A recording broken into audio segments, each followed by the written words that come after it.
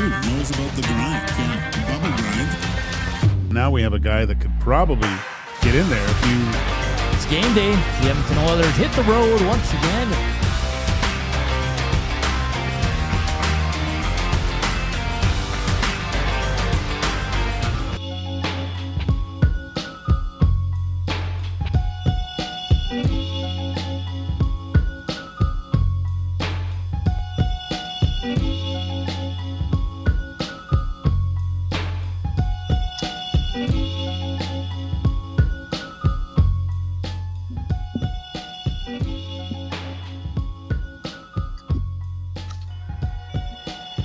What's up, Nasties? Happy Friday. How you doing? Welcome to EST Afternoons here on Edmonton Sports Talk. Hernan Salas, Zach Kubusch with you.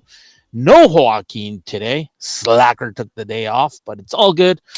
We're going to get through it these 2 hours. As I'm waving at Eric as he's just finishing his brew before he goes home. Had a fun oil stream. Never done an oil stream with Lieutenant Eric, and we got through it. So it was great. Hockey season is getting closer and closer, and we'll be all over it here on Edmonton Sports Talk. Of course, we're here at Red Tail Landing Golf Course for a Capital Care Golf Tournament. Just go to EdmontonSportsTalk.com and look for Capital Care tab, and you can bid on the auction items there. They got some really cool stuff. They got Edmonton Oilers team signed jersey. They got VIP Edmonton Elks game experience valued at $2,000. Hey, there's also an EST super fan bundle, so go check it out. There's tons of great stuff that you can bid on as we're here at Red Tail. Beautiful facility, beautiful day. Lots of people out here right by the ponies as well as the Canadian Derby goes tomorrow. Fun show today on tap. Of course, we're going to recap the game yesterday in Montreal. It was a fun game. A really fun game. Of course, your Edmonton Elks in action today, 5:30 from Ottawa. I already guarantee it. I have no worries at all about the game tonight. We will head to Chicago to talk about Frank Nazar's huge deal after 56 game as Ben Pope from the Chicago Sun-Times will join us at 2:20. Faces of the franchise 2:05. Zach to the future. We'll hear from Edmonton Elks head coach Mark Killam and quarterback Cody Fajardo before they left to Ottawa yesterday. And we want to hear from you. River Korean Box 780-218-9999. Hit us up on the Nest Chance. Slam that thumbs up. Of course, Edmonton Sports Talk is presented by Play Alberta. Play Alberta is your home for online gaming excitement featuring casino games, live dealer action, lottery instants, and sports betting. Now with the new Play Alberta app, you can take the fun with you anywhere. Download the app or sign up today at playalberta.ca. My man Koob's back at the studios. How you doing, my friend? I'm doing all good, man. I'm a bit lonely here. Benny has wrapped up for the day. He did his job, full shift already. What? And yeah, I know. Well, working the morning show, right? You wake up so early, you get in pretty early. So you're talking about it with Eric. He's also on the way back. But, you know, it's weird being alone here a little bit because, you know, we live stream it's a bigger from space. here. It is a bigger space. You know, my voice is echoing off the walls. It's just me, myself, and I all alone, and I almost want to lock the door downstairs. But no, I know nobody probably should. Straight. Well, I mean, I can see them walk up. We got a bit of a window, so there's some safety there, you know. But whenever I need you need to take a break, right? Because I'm producing for 5 hours, so it's like, it's like hard to pick your spots when you need to go and stuff like that. But we're hanging in tight. I'm locked down. I got some instant coffee. Shout out to Jasmine, by the way, for the kettle. Of course, if you guys missed it earlier in the week, she dumped a full pot of tea, and I accept her apologies. She never said sorry directly to me, but feels like it's a bit of an apology. More to Eric, but I felt affected by it. Like I had secondhand almost embarrassment from it because I wouldn't like, you know, somebody to dump my pot of tea or anything like that. It's mine, right? You get back. it there. Eric's back and he's good, so back, it's all baby. good. Yes, it is all good, but nice kettle roast in there, and I don't mind the instant coffee actually. So I'm sipping on a bit of a brew, I guess you could say. Hey, I saw on your Twitter yesterday you dropped into some was it floor hockey? You said.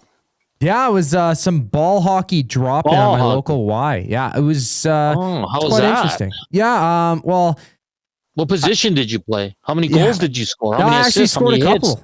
Plus minus. I don't think we kept the full stat log, but you know, I was probably doing pretty good. I think I got a couple of goals. It's a weirder game because, it's just on a basketball court, right? If we played 4-on-4 or whatever. There was a lot of guys there, actually, surprisingly, because the Y has so many different programs, but it was like 8 to 10 p.m. yesterday, and I know Tommy. So what made you go? Sorry? What made you go? Well, Benny, with his ninjas, he, of course, won the championship. He is a champion. Okay. He's got the ring to prove it. And I've always wanted to try out ball hockey because during the summer, I get an itch to play hockey.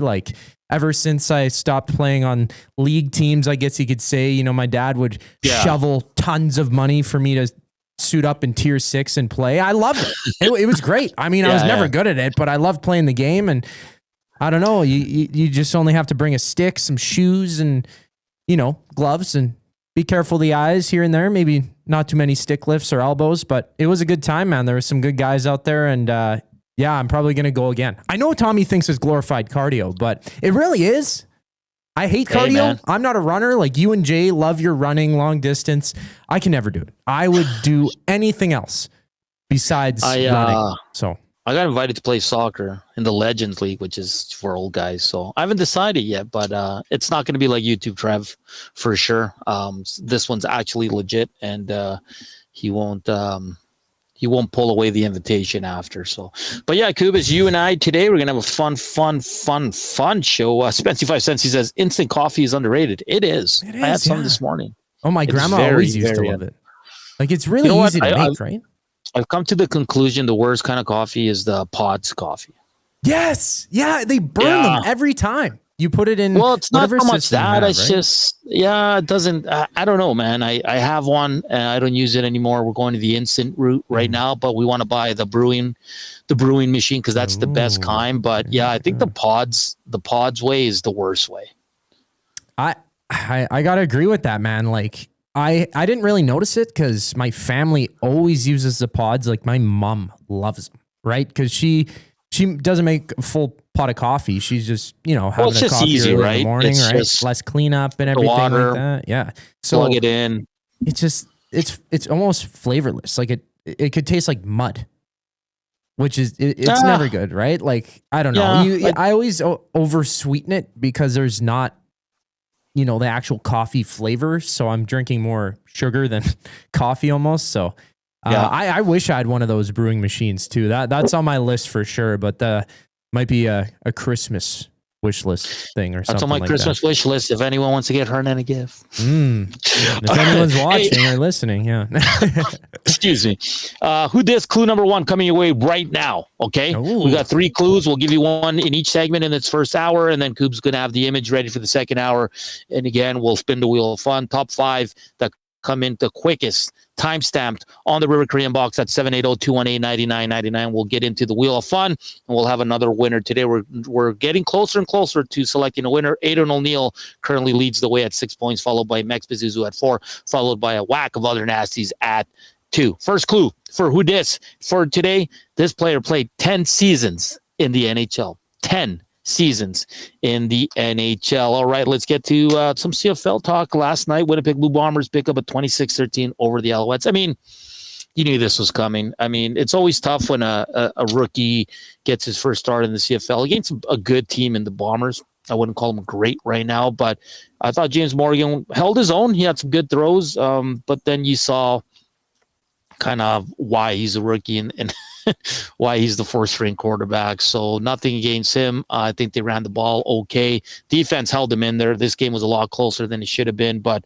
I got to give credit to Brady Oliveira. I thought he was absolutely fantastic last night. That's what stars do. Nick Dembski goes down, their best offensive weapon. He is, and he has been this year. And then Jarrett Stearns goes down, who's been really good as of late. They both go down. They don't come out at halftime. Chris Streveler, the quarterback, had to play receiver, which was awesome. He was blocking. He was catching balls. That guy is a beauty, man. I don't know how anyone can not like Chris Streveler, but Brady Oliveira took over. And that's what stars do. He saw 2 key players were down. He knew that the game was there, and they got to keep pace.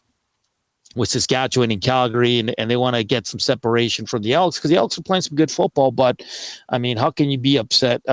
210 combined yards for Brady Oliveira, 73 yards receiving, 137 rushing, 1 touchdown. He was really, really good on the night. But you got to ask, it's you feel bad for Jason Moss. Like, where would this Montreal Alouettes team be with Davis Alexander? Like, MBT won 1 game, but I mean, VA got hurt, and Calgary probably wins that game. And I mean, McLeod didn't do much to win that game. Caleb Evans was a little bit better in a short, time we got to see him, torn ACL. James Morin comes in. It's really tough. They got Shea Patterson there now. They got Cameron Dukes, kind of all the the quarterbacks that didn't have work coming into the season. Cameron Dukes played a lot for Toronto last year. Shea Patterson saw some action as well for the Riders, but you just got to feel bad for that Elks team because they're a hell of a team, but no Phil Pott, no Austin Mack. They're the starting quarterback, so I think this team would be rolling the East right now if they had everyone healthy. But, hey, those are the cards they got, and they got to deal with it. They'll still be a playoff team, and you look out for them because late when Davis Alexander returns, it's going to be a deadly, deadly team. Just some other news before we get to a break here and talk more Elks. Mark Rossi, he has re-signed with the Wild. It's a 3-year deal worth $50 million. The player's been really, really good for them. I know he was upset in the playoffs because they were playing him on the fourth line. There was like a sour taste in his mouth. He said some things, looked like they were going to move on from him. Vancouver was one of the teams being rumored to be interested. This guy's a hell of a player. You know, last year he jumped from 40 to 60 points. He's played in the last 2 seasons every single game for the Minnesota Wild, so he's reliable. He's a good player, very skilled. So 2 years ago, 40 points. Last year, 60. So I guess this year, 80. So that's some news from the NHL. We do have some more as well as Panthers agreed to terms with Luke Kunin on a 1-year deal as well. My Niners pick up Brian Robinson Jr. from the Washington Commanders for a 6th-round pick. McCaffrey, Brian Robinson, you got Gorendo there. I do not have an issue with this at all. Of course, McCaffrey's your RB1. It's not even a question, but a nice little guy that can spell him off, maybe take some miles off McCaffrey during the regular season. So I like this deal. And we had David Harrison on from Locked On Commander. He said, yeah, it's just the guys behind him. They got Eckler. They got Bill there in Washington. So they moved on from Brian Robinson Jr., and he heads to the 49ers, if you're a 49ers fan, they have no receivers right now. They're all hurt. So I don't know what to expect from this season, but I do like the pickup for sure. Today, Shane Bieber debuts for the Blue Jays as they open a 3-game set versus the Miami Marlins. Very intrigued to see how he does there. Elks in Ottawa at 5:30. I'll be PVR in the game, Coop. It's going to be tough because I got to go some places after work. I'm going to try to stay off social so I don't have to, anything's ruined for me. But because I do think the Elks are going to win this evening down there in the nation's capitals. Like always, hit us up. Sorry, go ahead. Yeah. Well, would you say, though, like, I don't know, does it fully take the excitement out of the game when you know the score? Like, even midway through the contest, you're like, well, what's the point of spending my time watching? That wouldn't ruin it for me, I'll be honest. Like if in the second quarter, the Elks are up 23, I'll be like, oh, that just makes me want to watch it more, right? I just don't want to know the final, right? So, because you can fast forward through stuff. So I'll probably be about an hour and a half, probably 2 hours behind the original time. So, nobody texts me. Yeah, I'm on that same wavelength. Be on Twitter. Do you know what I mean? So I usually don't like watching sports on PVR, but I think tonight I will have to because I won't be able to catch the game right from kickoff. There we go. Old says, are we drafting CMC 29-year-old with two back Achilles, either first overall at the end of the year or on the IR? Don't see any in between. I don't get why are we drafting CMC. I don't know what that means. Like in fantasy? Yeah, there's concern there. I mean, he got issues with his Achilles, missed a lot of time last year. So I get the trepidation with CMC, but I don't get Old Gill's. Are you asking me if they're fantasy question or if they're going to trade him? I don't really know. I'm confused, as per usual. Hey, the afternoon inbox is presented by the River Cree Resort and Casino. Check out their kitchen restaurant. Sundays and Mondays, it's 50% off their entire menu from 5 p.m. to close. Lots to get to on the show. Like I mentioned, we got Who Dis. I already gave you the first clue. It's played 10 seasons in the NHL. Send those to the River Cree inbox. We'll have 2 more clues for you this hour. And of course, Zach to the future, faces of the franchise, and Ben Pope from the Chicago Times to talk about the Blackhawks offseason. They haven't made a lot of moves, but they made a big one yesterday, re-signing one of their young guys after 56 games to an enormous deal. We'll see. I think it's a risk, obviously, they want to take. And by all accounts, this kid is trending in the right direction. And if years 3 to 7, he's an absolute stud, then this is a huge win, an enormous win. I don't think, because he's still going to play one more year under his entry level. I don't think in the first 2 years, if he's kind of subpar, they're going to freak out. But I think they're looking at years 3 to 7 when he really hits his stride with Connor Bedard there as the 2 guys. And he's really good. I think they're going to be ecstatic to have him at that price point. So we'll have a good conversation with him there. Of course, always hit us up. Nasty Chat, slam that thumbs up for us. Fantasy, yes, Old Gil says. Man, I'm probably not the guy. I haven't done NFL fantasy in a few years. I dropped out a few years ago. I was in a couple leagues, and even with hockey, I felt like we have a big one with our buddies, and I just rejoined last year, but I took a few years off. I was just kind of tired. I just wanted to watch games just a fan, right? I don't want to be, because I'm very competitive, so I'm always like, how'd this guy do? How'd this guy do? How'd this guy do? And then the worst part is, like, say in NFL, and you're playing a guy who has Christian McCaffrey, and you're a 49ers fan. You hate it because you want him to do well, because you want your team to win, but you don't want him to do well because of fantasy reasons. So I've kind of left the fantasy stuff go wayside for a while now. Dusty's probably the best guy to answer it. I am intrigued, though. Where would CMC go? Because obviously the last couple of years, he was always top 2, top 3 guy that people would want. I don't even know if, like, I guess the guys that do play fantasy, I don't know if Big Uke does, like the Mex Bezuzas of the world, but is the first overall pick still in fantasy? Like, is it a receiver, running back? Because I know it's not quarterback. No, quarterbacks usually don't go until like round 3 or 4. Yeah, it depends on what league you're in, but usually way that I play on, I'm terrible reading the rules of the fantasies that I play in, but usually it's the later rounds that quarterbacks go. It's always Justin Jefferson probably going first overall, or high key running back like Saquon Barkley went first in a couple of the drafts that I did, but usually quarterbacks like 3rd or 4th round.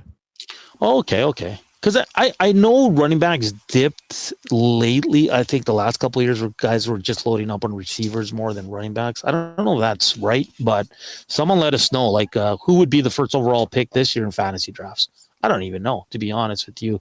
Like you said, Justin Jefferson, there's a lot of quality running back, a lot of quality receivers, and there's so many quarterbacks that you can wait on. But, like, right, you got to dress, like most fantasy leagues, you have to dress 3 receivers. So you want to jump on those pretty quick.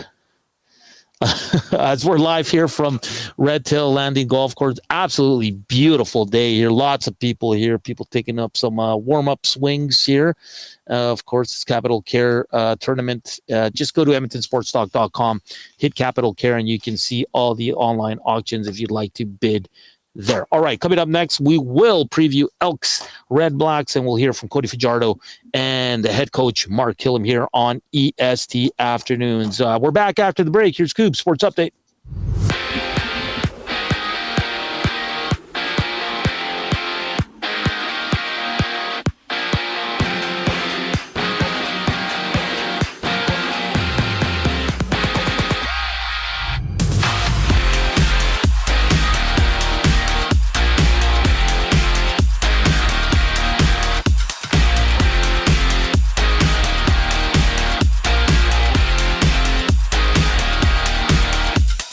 David Pagnotta of the 4th period has reported that Matthew Tkachuk is confirmed to have undergone surgery a few weeks ago, adding that Tkachuk will miss the start of this season. Staying in hockey, Marco Rossi gets a 3-year, $15 million extension with the Wild. He had 60 points in 82 games last year. And the 3-6 Elks are on the road in Ottawa to challenge the 3-7 Redblacks. Matawanek J-Mail preview the action during the Green and Gold kickoff show, which airs live at 4:30 right here on EST. Cody Fajardo gets the start for Edmonton.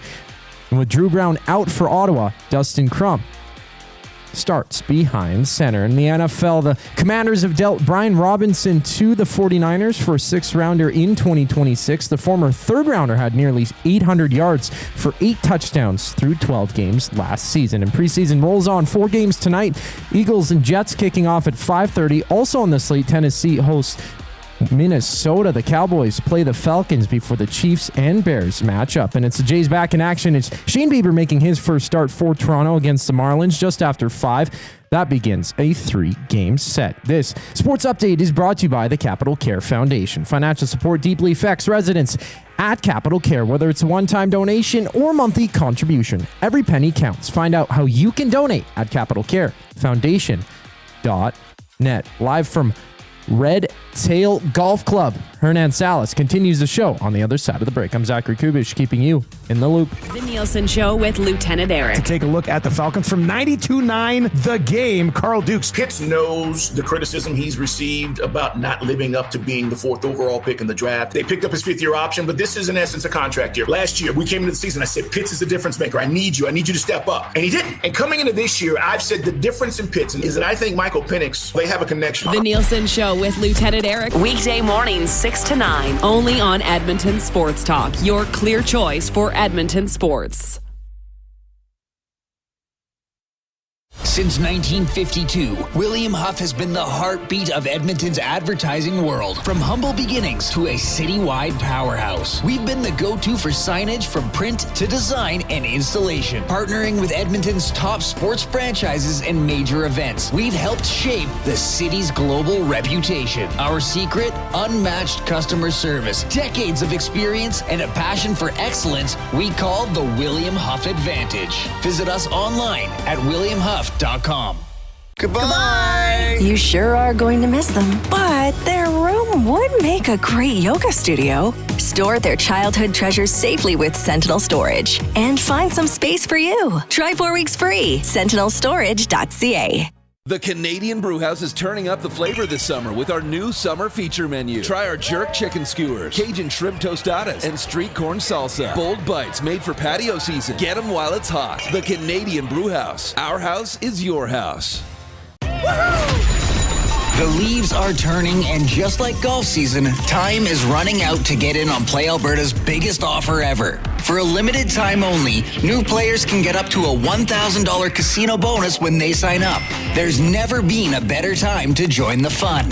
Visit playalberta.ca today to get started with casino, sports, and lottery all in one app. Must be 18 plus to play. Remember, if you gamble, please use your game sense.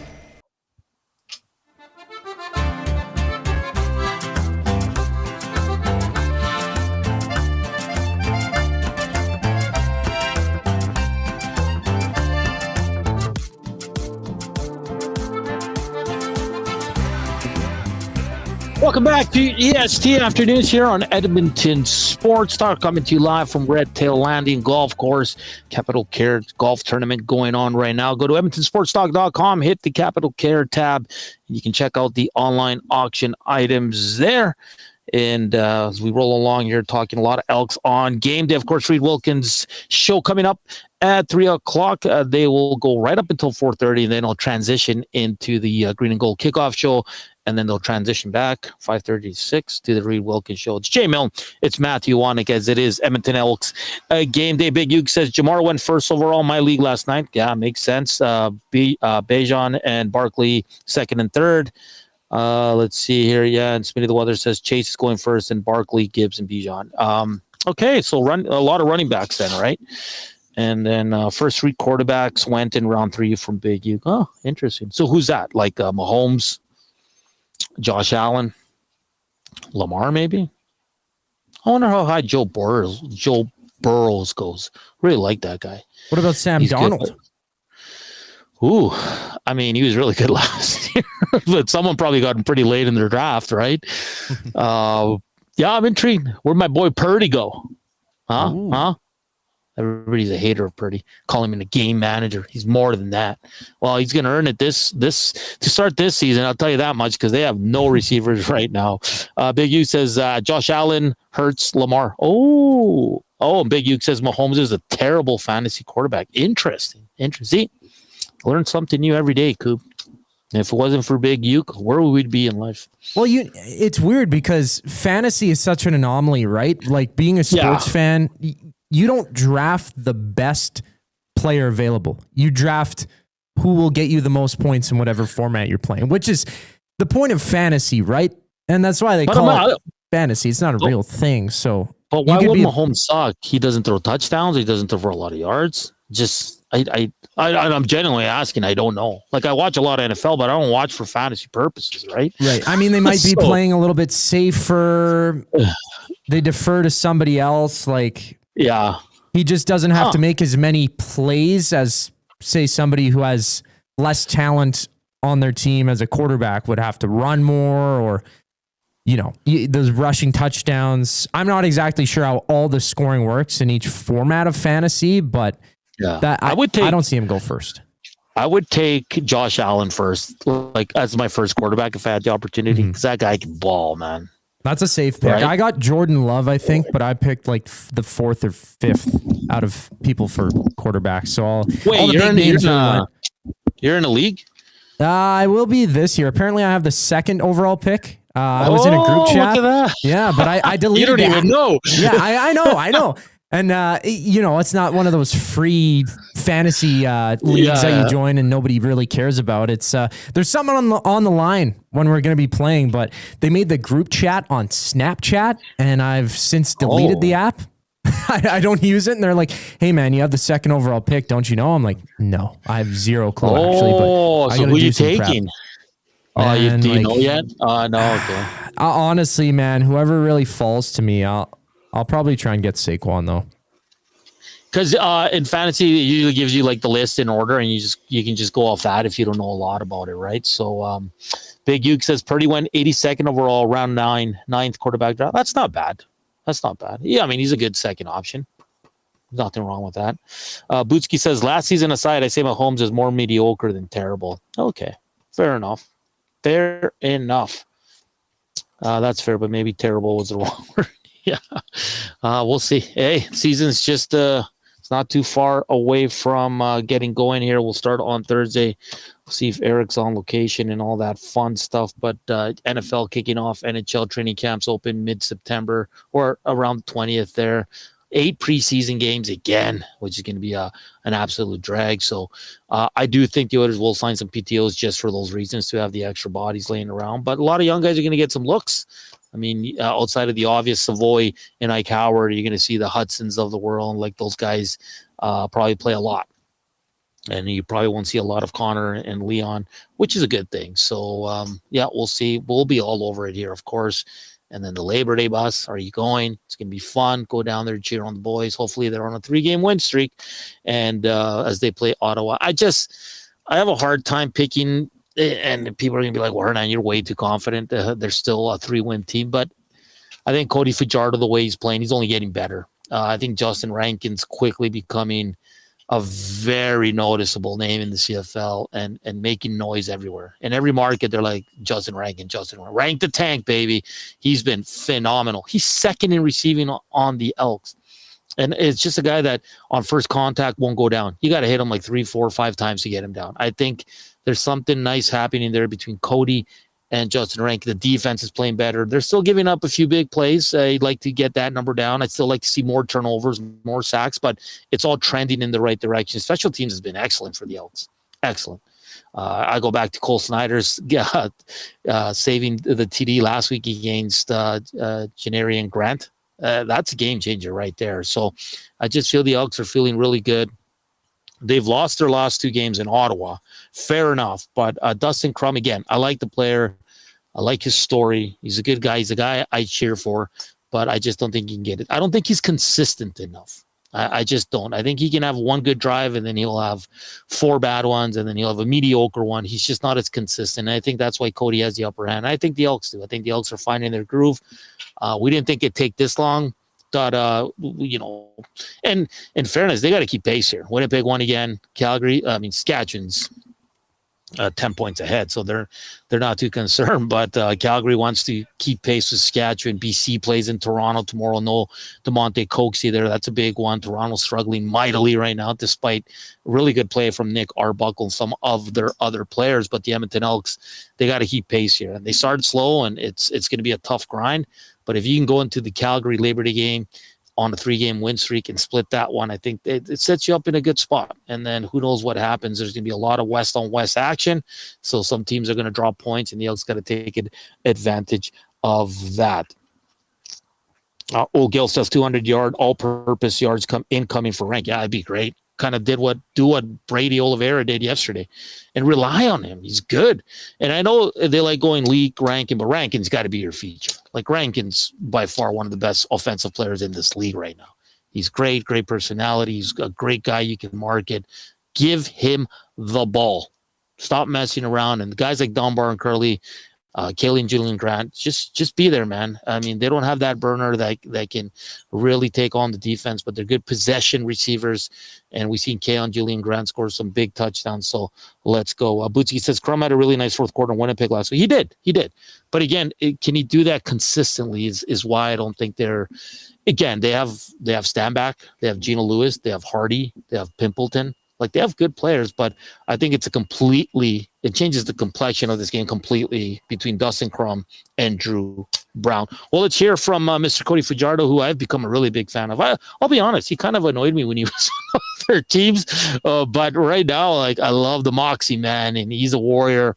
It seems like he's a good dude, and he's not like a fraudish good dude. You know, he's just a good dude, cares about his teammates, helps Trey Ford.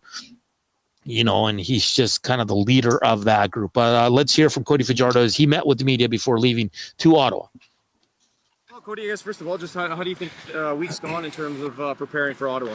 Good. I think we got good energy, good juice coming out of the locker, coming on the playing field. Some things we got to clean up, just like any other ball club. But 2-game winning streak, guys' spirits are high. We're believing, and we're excited for a good opportunity versus a very good team that's in the same position that we are in the standings. So trying to claw and fight for any win that we can get, and try to do anything we can to get 2 points. What can you share with us in terms of the Redblacks defense and what you guys need to do to be successful? They're just a well-rounded defense. They got a very good veteran D-line that has seen a lot of ball.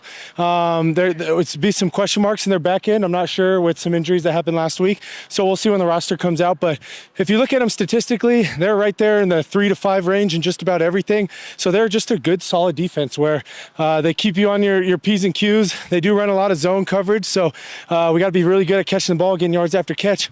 And I got to do a really good job of just protecting the ball, because when quarterbacks miss against them, they make you pay. So for us, we got to protect the ball, and we got to find ways to stay on the field. You guys were 1-6, both the last 2 wins. You guys were down, managed to rally and come back.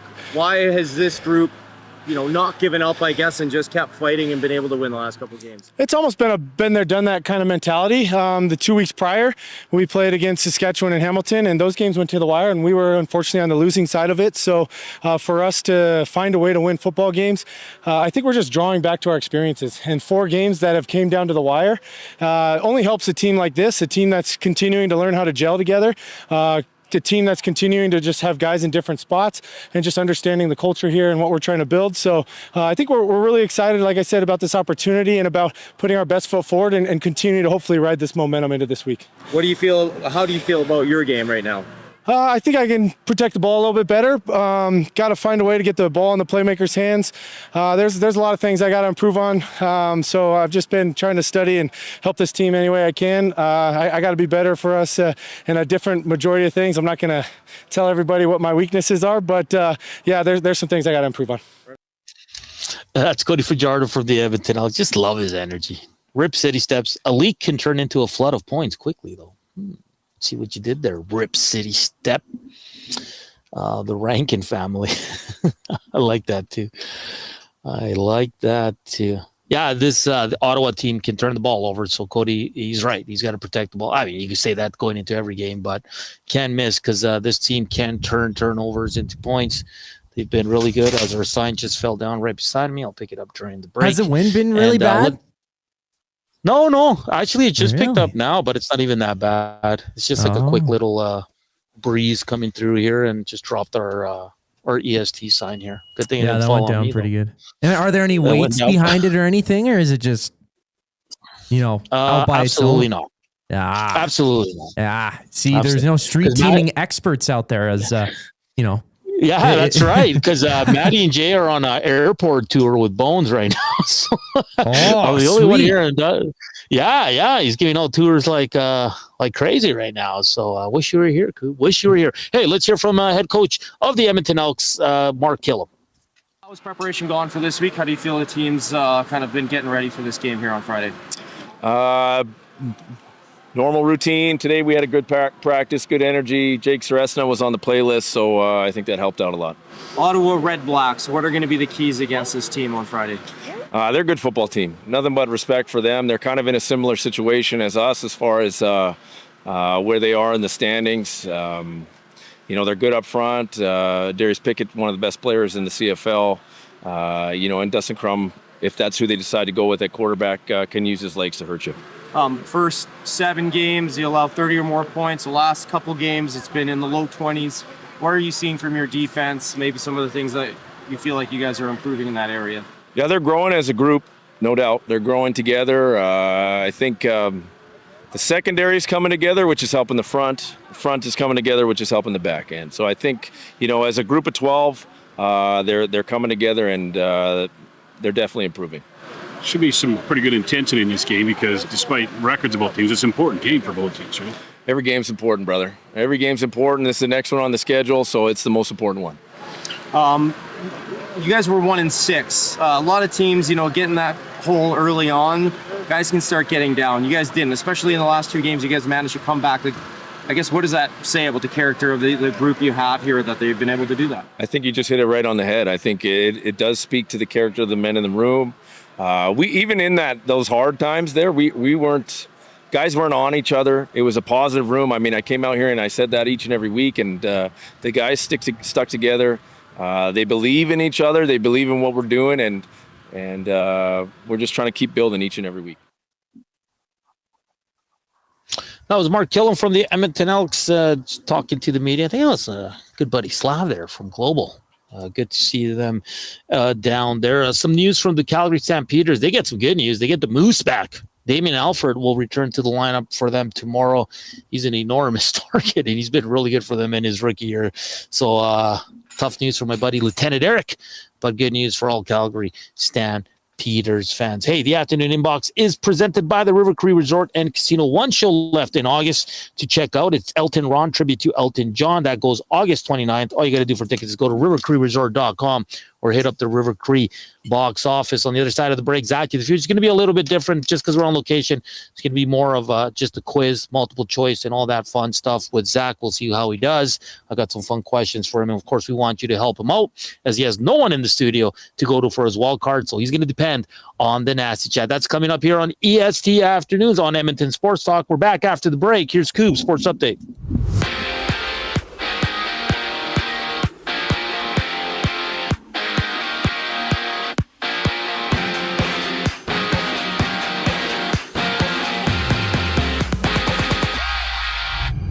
According to David Pagnotta of the fourth period, Florida's Matthew Tkachuk will be out to start the season. Pagnotta confirming that the Panthers captain underwent surgery a few weeks ago. From Minnesota, the Wild inked Marco Rossi to a 3-year deal worth $5 million per season. He was good for 60 points in 82 games last season. And Friday night football action sees Edmonton visiting Ottawa. Cody Fajardo gets a call for the double E. Dustin Crum is in for the Redblacks. Tune into the Green and Gold Kickoff Show. Matawanek J-Mail. Preview the action coverage starts at 4:30 only on EST. Meanwhile, Brian Robinson is off to San Francisco, being traded from Washington in exchange for a 2026 sixth-round pick. He had nearly 800 yards last year with the Commanders, recording 8 touchdowns in 12 games to boot. And 4 games dot the preseason schedule, including the Eagles taking on the Jets at 5:30. And staying down south, Toronto meets Miami to start a 3-game series. Shane Bieber takes the mound for the Jays. First pitch at 5:10. This sports update is brought to you by the Edmonton Elks. Catch some Double E football action this season with the Elks' next home game September 6th as they host the Stampeders. Tickets start at just $20. Get your tickets now at goelks.com. gameday.com. Zach to the future is what brings us back on the other side of the break. I'm Zachary Kubusch, keeping you up to date. The EST Hangout. Then it was going to be like, Jazz was such a princess, blah, blah, blah. I mean, we already knew this. Yeah, you communicate. You already yell about bottle service, so that's already just there. You were Princess Jasmine. Come on. Well, talk to my lawyer next time, okay? Okay. The EST Hangout, presented by Sentinel Storage. Weekday mornings 9 to 11, only on Edmonton Sports Talk. Your clear choice for Edmonton sports. World-renowned top psychic medium and the star of Meet the Frasers, Matt Fraser comes to River Cree Resort and Casino on September 12th and 13th for a couple of special live shows. Join Matt for 2 nights of healing, hope, and laughter. Matt has become a trusted figure for people seeking closure, guidance, and connection with their loved ones. Don't miss Matt Fraser live at River Cree Resort and Casino September 12th and 13th. Both shows are 18+. Get your tickets now at rivercreeresort.com. Looking for quality building materials and friendly advice? Visit us at Windsor Plywood Leduc, family owned and locally run since 1993. From interior materials for doors, flooring, baseboards, and all the finishing touches to all you need for your outdoor projects like cedar lumber for decks and fences, plus all the plywood you'd need. Our full-time on-staff carpenter can help with anything odd-sized or custom, and from domestic hardwoods to exotic selections, we've got you covered. And if we don't have it, we'll track it down for you. Windsor Plywood Leduc. We're the experts you need to know.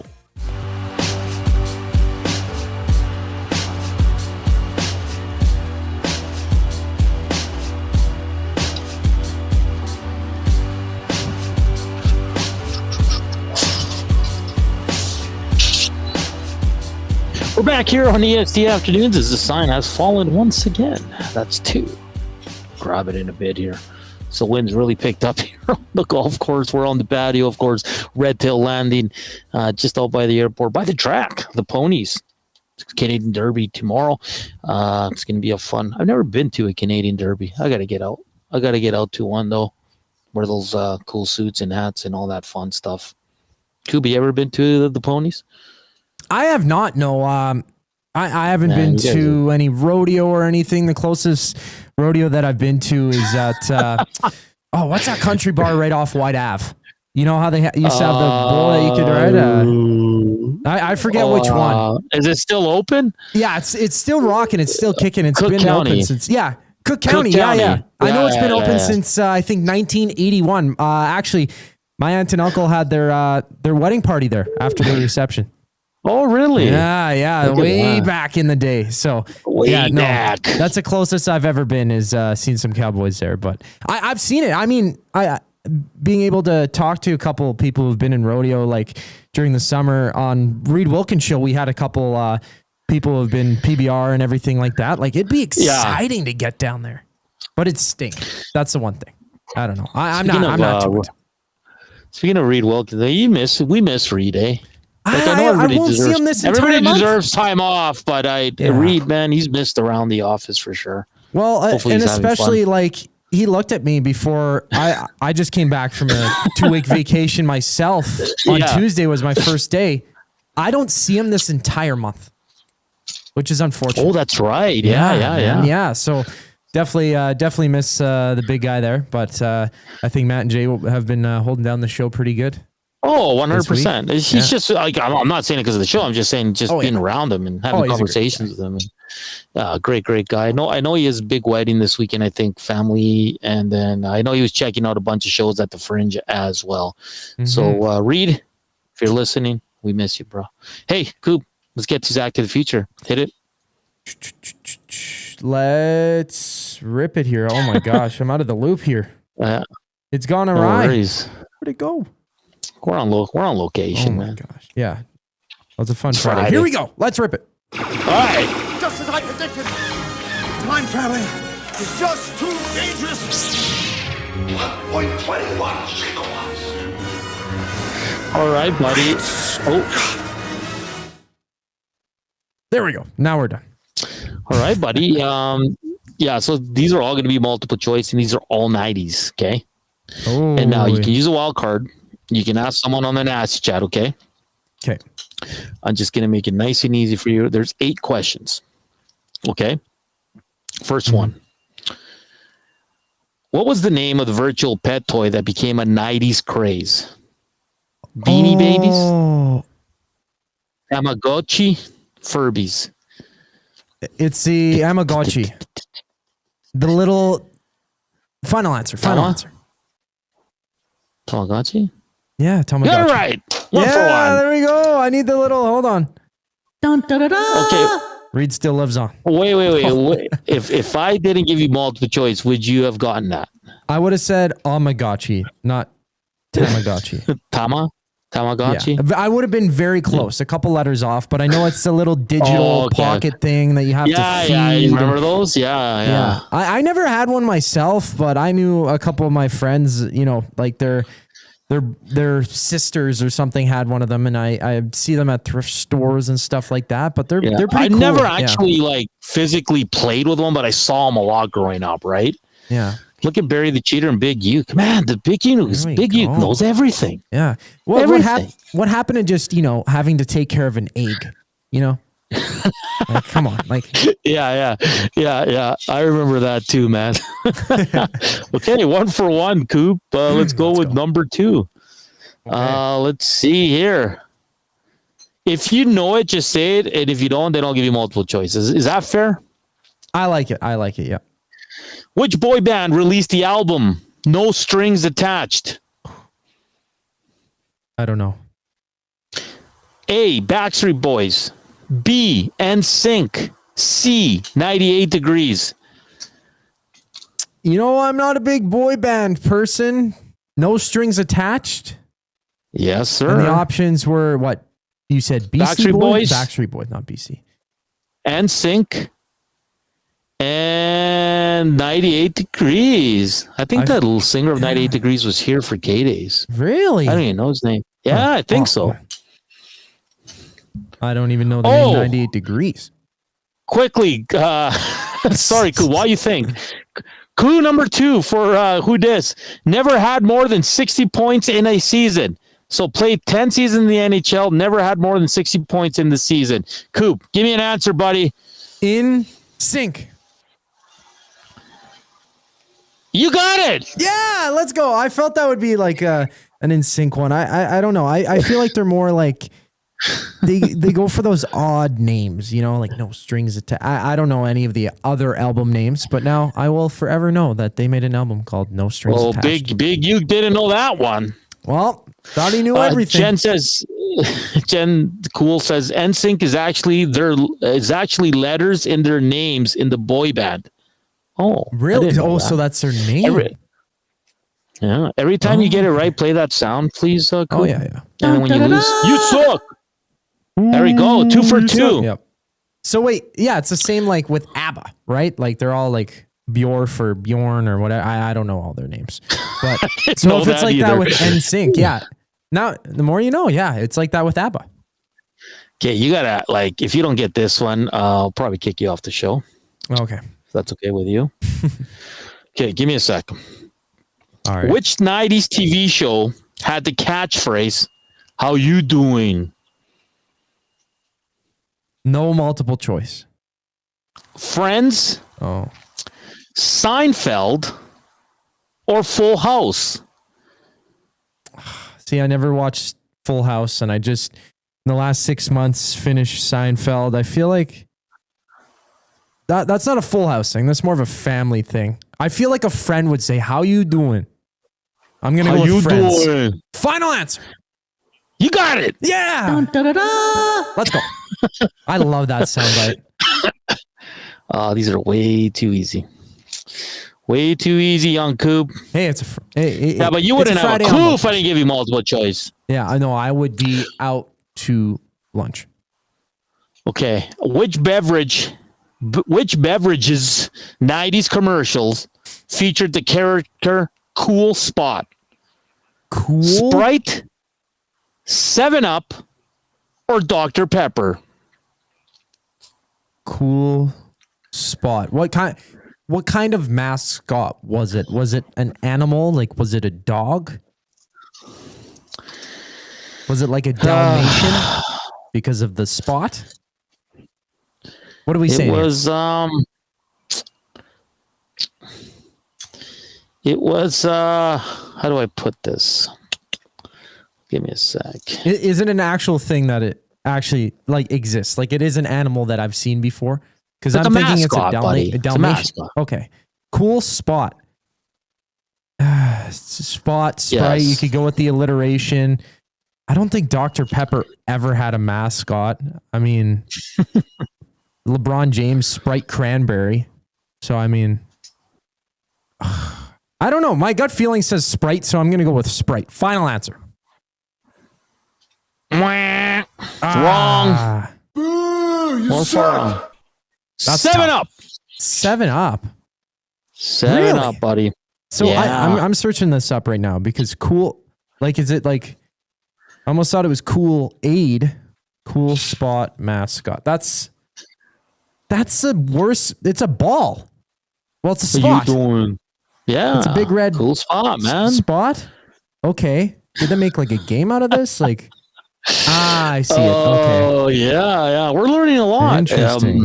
Learning a lot Okay. here about NSYNC and Friends. Okay. That's pretty cool. What 90s? Okay. You're definitely going to struggle with this next one. Okay.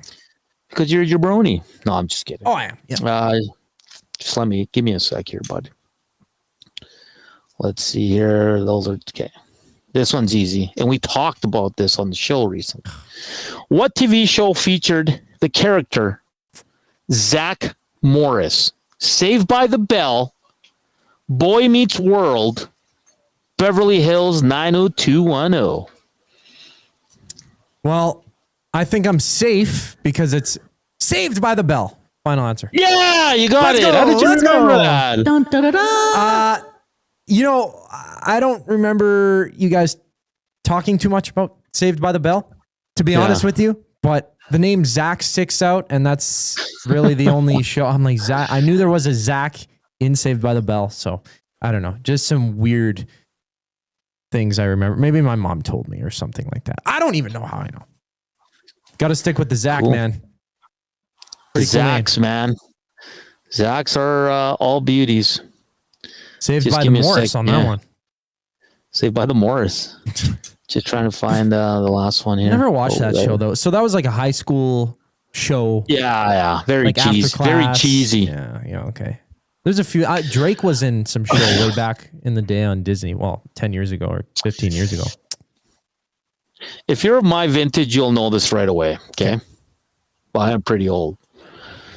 Which 90s footwear brand became a symbol of rebellion and alternative fashion?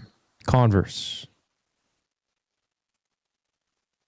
Is that your final answer? No, I'm sorry. Yeah, no, Oh, yeah. that's what I'm thinking. I'll hear what you have to say. Pardon me. Converse, Birkenstocks, Dr. Martens. Oh. Yeah, did it? I don't know if Doc Martens got popular then, but I knew Converse came around. They're a pretty big shoe in the... maybe even a little bit earlier, though. But Doc Martens originally UK. Okay. I'm trying to think this out. I know they're punk. They might have been earlier. So I'm going to go with Converse. Final answer. Wrong. No. Ooh, you suck. Doc Martens, man. Seriously? Those are Okay. the coolest shoes ever. When I was in junior high, man, if you had Doc Martens, you're the coolest kid in school. Really? I never had them, so that was not cool. Yeah, we know you're a jabroni. And they're making a comeback. Everybody's wearing them now again. Yeah, it's a big like. You know punk, what they goth, look yeah. like, Coop? Oh yeah, You know yeah, what the they big look like? old boot. Yeah, I don't know what the shoes look like, but I mean they're probably boots, right? Like they didn't have actual shoes; it was just the boots. Doc Martens, Dr. Martens. Uke really likes when I say Dr. Martens. So yeah, Doc Martens. All right, you're 2 wrong so far. 3 right? Okay. 2 wrong. You're doing pretty well. Okay. Which fast food chain used the phrase, "Where's the beef?" in its commercials? McDonald's, Burger King, Wendy's. Where's the beef? Oh, I thought that was Arby's. Oh, Final answer. You got it. Yeah, let's go. I love me some Wendy's. Let's go. All right. Okay, you're getting no help on this one, though. You just got to know it. And if you don't get it, you're going to lose your card here in Edmonton. Which former Oilers player was a big part of the Lay's chips commercials in the 90s? Well, I wasn't alive to watch any of these commercials in the 90s. 97 it debuted. So were you alive? No, you weren't alive in 90. No, I was still 6 on, years this from is being alive. easy. Yeah, my brother was 5 years old. 4 years old.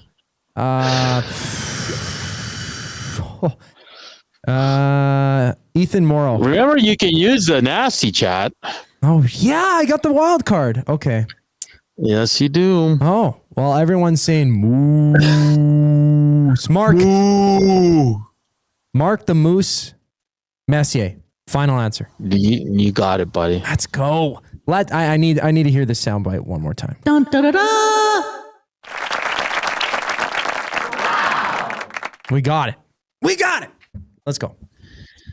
Disappointed you didn't know that. Everybody knows that, no matter what age. Really? Well, I know he's in a Bud commercial. How about that? Yeah.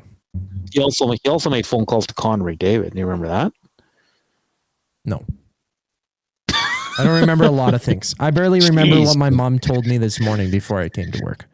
You just continue to disappoint me, man. Oh, well, everyone usually says that to me, eh? Yeah. Well, yeah. Geez. Just dampen my Friday. I thought I won. Come on. Hey, 6 out of 8.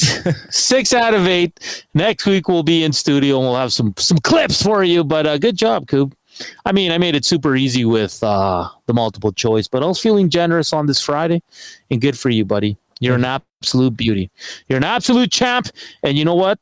The Afternoon Inbox is presented by the River Cree Resort and Casino. Check out their Tab 25 restaurant where the entire menu is 50% off. Available 7 days a week from 2 to 5 p.m. in hour 2. Up next, Faces of the Franchise. Always fun. We're getting down to nitty gritty here with teams. I can't wait to see what we're going to get coming up here in about 6, 7, 8 minutes time with Koob, and we'll build our Faces of the Franchise for the next team selected. Who dis? First 2 clues. Played 10 years in the NHL. Never had more than 60 points in a season is clue number 2. And in clue number 3, this player was traded twice and claimed off waivers once in his career. Let us know if you know. River Cree Inbox 780-218-9999. Face of the Franchise up next here on EST Afternoons. We're back after the break.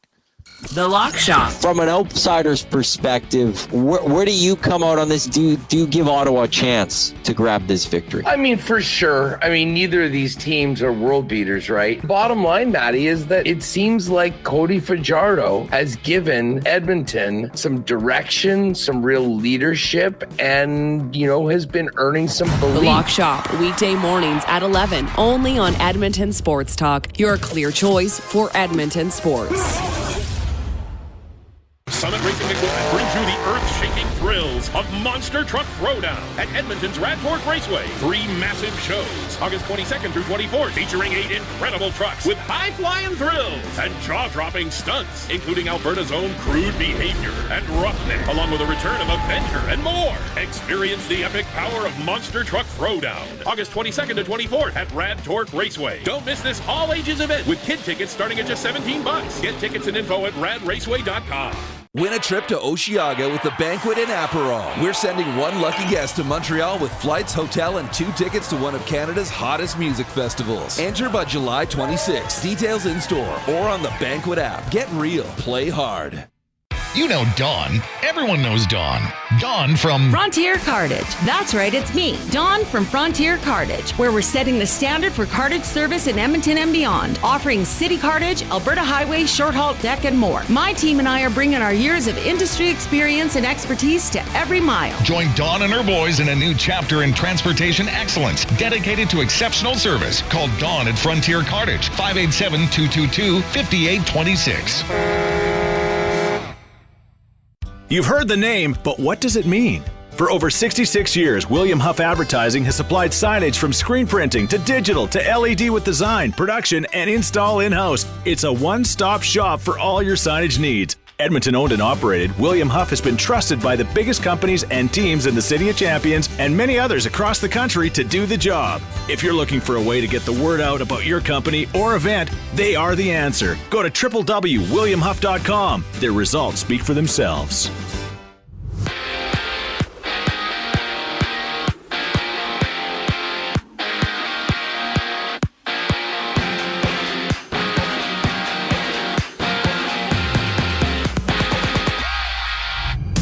David Pagniata of the fourth period has reported that Matthew Tkachuk is confirmed to have undergone surgery a few weeks ago, adding that Tkachuk will miss the start of the season for the Panthers. And staying in hockey, Marco Rossi gets a 3-year, $15 million extension with the Wild. He had 60 points in 82 games last season, and the 3-6 Elks are on the road in Ottawa to challenge the 3-7 Redblacks. Matt Iwanek, J-Mail, preview the action during the Green and Gold kickoff show that airs live at 4:30 right here on EST. It's Cody Fajardo getting another start for Edmonton, and with Drew Brown injured, Dustin Crum plays for Ottawa. In the NFL, ESPN has reported that the Commanders are dealing Brian Robinson to the 49ers for a 6th-rounder in 2026. A former 3rd-rounder had nearly 800 yards and 8 touchdowns through 12 games last season. Preseason rolls on. 4 games tonight. Eagles and Jets kick off at 5:30. Also on the slate, Tennessee hosts Minnesota. Cowboys play the Falcons before the Chiefs and Bears match up. And the Jays are back in action. Shea Bieber making his first start for Toronto against the Marlins just after 5 o'clock. That begins a 3-game set down south. I'm Zachary Kubusch. That was your sports update. The second hour of EST Afternoon starts right now.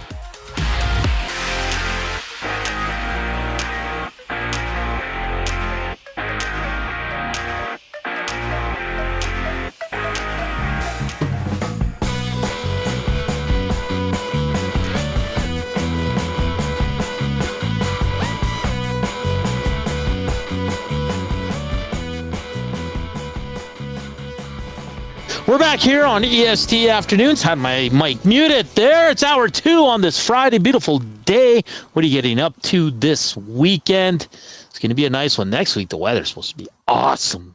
Like 28, 29, 30. That's Hernan weather. Hernan weather. I will be off Monday to Wednesday as I take some extra days off. You know, you want it. Hey, you need more days off. So taking 3 days off. So it'll be Joaquin and Gage, and then I'll return on Thursday and Friday. And then Friday I'll be by myself once again with Koob because Gager will be off for his last Friday of the month. And then we get into September, and then it gets going for real. Hockey season is upon us. NFL, of course, NBA will kick off as well. We got MLB playoffs. It's going to be great, man. Like, late September, early October is just great for sports. So can't wait for that. Hey, before we continue on here, big shout out to Benny Blanco from the Bronx, sticking around with EST. He joins the young guys like Koob and YouTube Trav. Just an awesome addition. I mean, just great.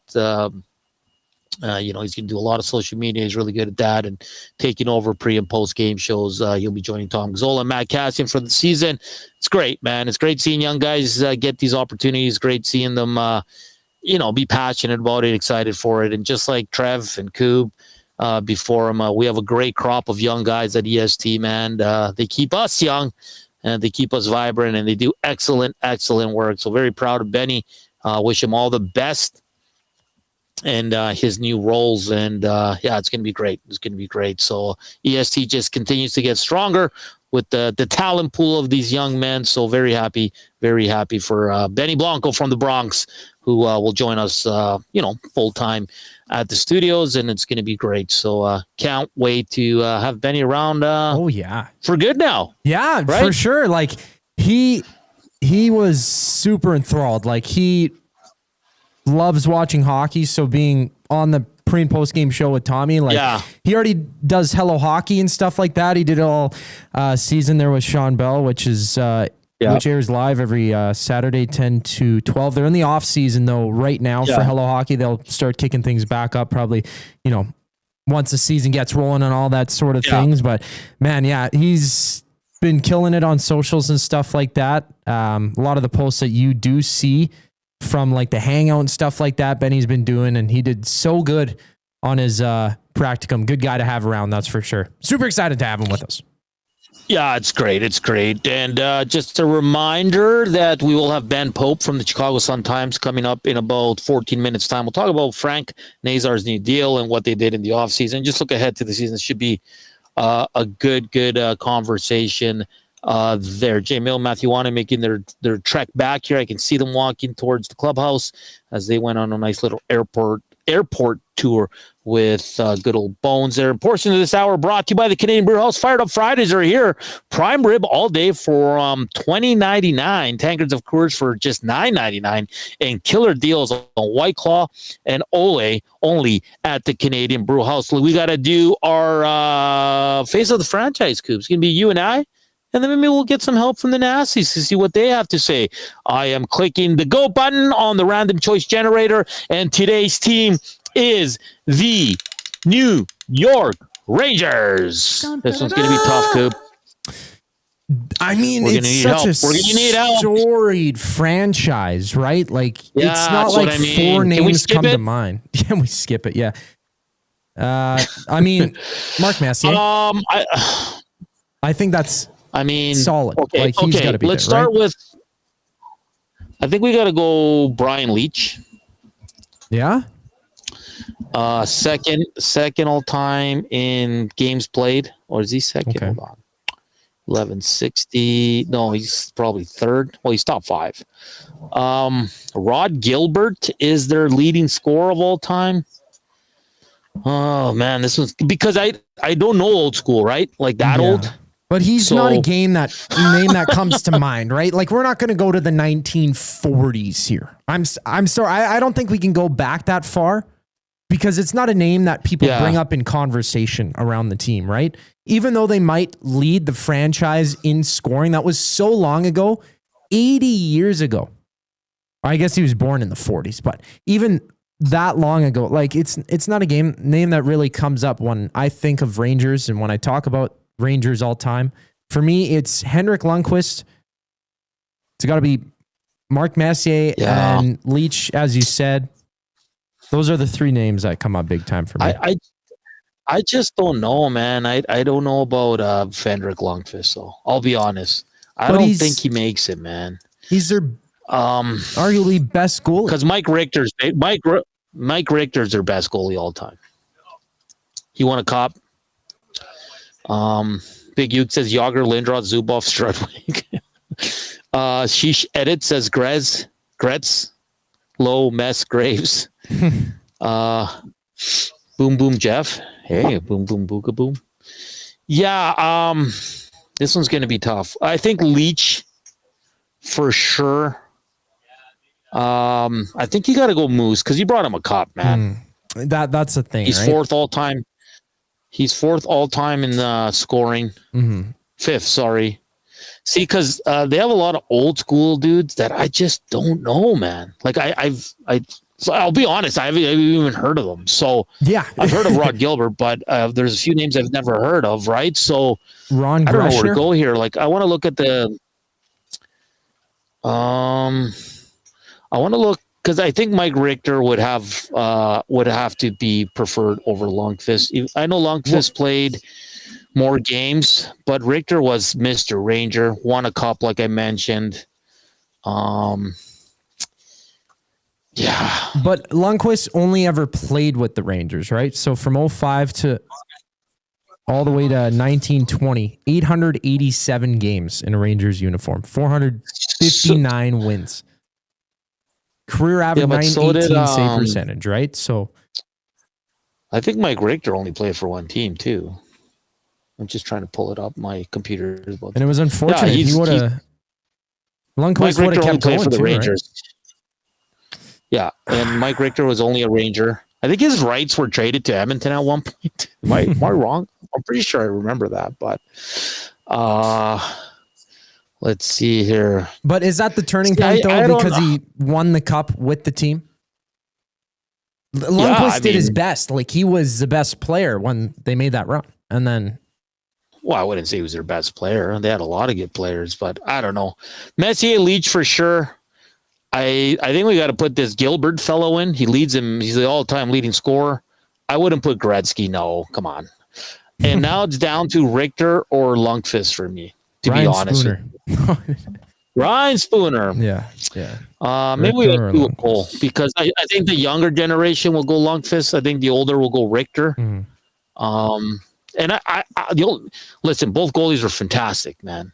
In their prime, they were the best of the best. But Richter won a cup, man. Adam Graves is another good one.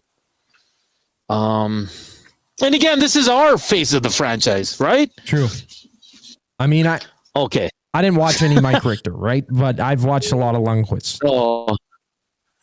And he stands out. Like when I think Rangers, that is the first player I think of. I don't think any current player. It goes Lundqvist and then the following roster, Panarin. No, that's fair for your generation, 100%. Like, of course, you're not going to think Messier, Leach, Richter because you guys weren't around for that. No, I think, man, this one's going to be tough. Someone's got to give us a tiebreaker, Richter or Lundqvist.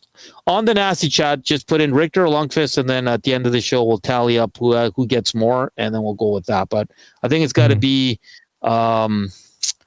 Messier, Leach, and Gilbert for now. In the gift shop, like Mr. Gager likes to say, Adam Graves for sure. I mean, that guy was a great player for them. I wouldn't put Gretz there, of course not. There's a lot of old school dudes. He hasn't played enough games, though. No, I wouldn't put Panarin. Like, I still think of him with the Blue Jackets, right? Yeah. So far, 2 votes for Hank, 1 for Richter. Interesting. That's very interesting.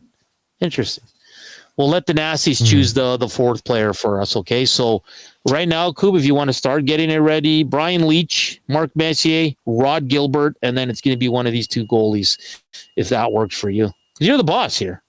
Yeah, I might now. Okay. Since when? All right. Hey, do you have the Who Dis image? That I do. Okay, let's get to that. Let's show it here. And the clues were, just before you show it, buddy, played 10 seasons in the NHL, never had more than 60 points in a season. This player was traded twice and claimed off waivers once. We had a lot of good guesses, but no one's got it yet. Usually there's a few. Wait, let's hear. Fellow Spacito and Ron Greshner. See, like, that's tough for me because I never saw them. Like, I can look at their stats and all that. So this one's going to be tough. Very, very tough. This one from Mikey says, Mike Richter, put Lundqvist looks aside. I like that. Just because he's good looking, Koob. That's why you want to put him on the image there. But best looking guy all time. If we can roll with Who Dis right now. I'm waiting for it to load here. There we go. Hold on. Yeah, no worries. I don't know why I go. Been having some troubles today. It's 2-2. Sure. Richter and Hank. Come on, Nasties, let us know who should be on the faces of the franchise. And here we go with the images up. This is the player's trajectory. Once you see this, you're going to know how easy this one was. San Jose to Philadelphia to Ottawa to Edmonton to Pittsburgh. Okay, for our audio audience, San Jose, Philadelphia, Ottawa, Edmonton, and the good old Pittsburgh Penguins. Send who this player is to the River Korean box 780-218-9999. The 5 fastest go into the Wheel of Fun that we'll do in the final segment. We'll see if you can get on the board. We only got about a week, just over a week left of this little fun summer segment before we get into NFL. NHL is going to be a full go on that. Smitty the Welder says Richter for sure. Richter takes the lead 3-2. All right. We'll only go on the nasty chat for this one. Because Koob wants Lundqvist. I want good old what's his name? Mike Richter. What did the Oilers get his rights at one point? I can't be going crazy, Koob. I'm pretty sure that happened. Pretty sure once they traded for his rights, nothing ever came from it. Obviously, he never played for the Oilers, but on June 30th, 2002, Richter's rights were traded to the Edmonton Oilers for future considerations. The Oilers what year was that unable again? to sign 2002. They're unable to sign him, and he returned to the Rangers on a new contract a few days later, July 4th. That is crazy. Danny C says Lundqvist 3-3 now. No, I'm curious, right? Like, because it depends on the age factor, I think, as well, right? But he is much better looking than Mike Rector. So. He would look better on a Mount Rushmore, right? Well, he's very handsome. Very handsome. He'd probably be pretty easy to chisel into the side of a mountain, right? He's got the jawline already. You just kind of. But you got to put the looks aside, baby. You got to put the looks aside. Hey, we're here at Red Tail Landing Golf Course for the Capital Care Golf Tournament. I think it just wrapped up. Everybody's heading to the other little clubhouse here for a late lunch.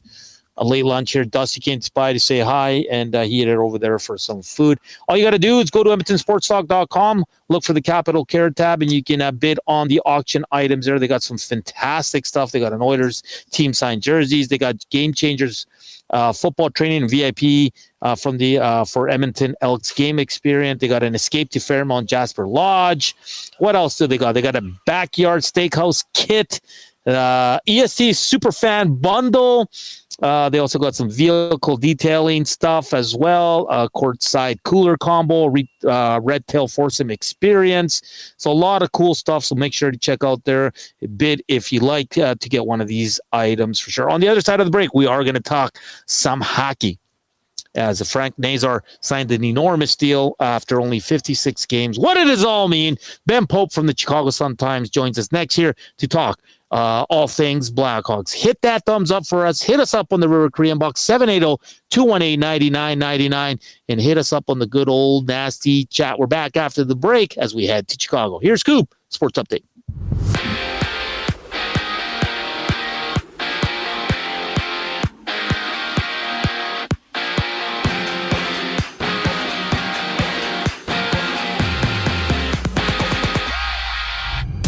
According to David Pagnotta of the fourth period, Florida's Matthew Tkachuk will be out to start the season. Pagnotta confirming that the Panthers captain underwent surgery a few weeks ago. From Minnesota, the Wild have inked Marco Rossi to a 3-year deal worth $5 million annual salary. He's good for 60 points in 82 games last season. And Friday Night Football, it's Edmonton on the road in Ottawa. Cody Fajardo gets a call for the Double E. Dustin Crum in for the Redblacks. Tune into the Green and Gold Kickoff Show. Matt Iwanek, Jay Milne preview the game.